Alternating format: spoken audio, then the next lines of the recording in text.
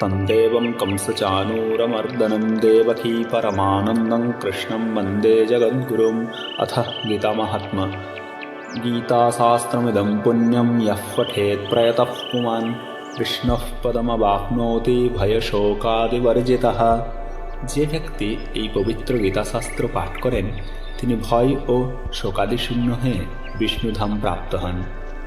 গীতাধ্যয়নশীলস্য প্রাণায়ামপরস্য চ নৈব সন্তি হি পাপানি পূর্বজন্মকৃতানি চ।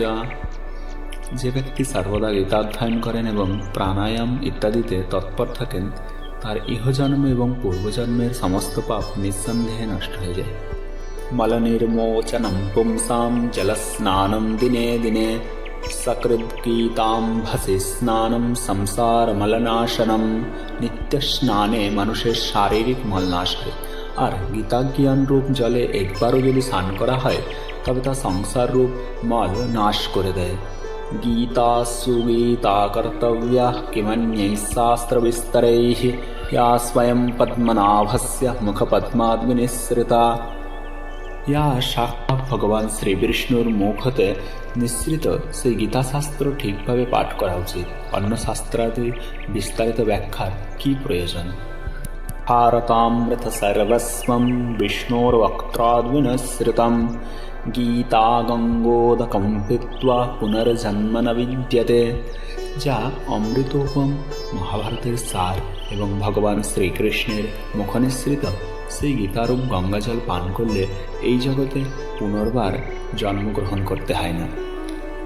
সর্বোপনিষদো গাবো দুগ্ধা গোপালনন্দনঃ পার্থো বৎসঃ সুধীর্ভোক্তা দুগ্ধম গীতামৃতম মহা। উপনিষদ সমূহ গাভী, গোপালনন্দন শ্রীকৃষ্ণ তার দোহক, অর্জুন গোবৎস, এই মহৎ গীতামৃত সেই গাভীর দুগ্ধ, আর শুদ্ধ বুদ্ধিসম্পন্ন সুধীজন তার ভোক্তা। একম শাস্ত্রম দেবকী পুত্র গীতম एको देवो देवकीपुत्र एव एकमन्त्रस्तस्य नामानि यानि कर्माप्येकं तस्य देवस्य सेवा।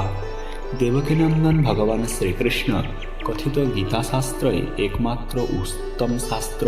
ভগবান দেবকীনন্দনই একমাত্র সর্বোত্তম দেবতা, তার নামই একমাত্র মন্ত্র এবং সেই ভগবানের সেবাই হলো একমাত্র কর্তব্য কর্ম।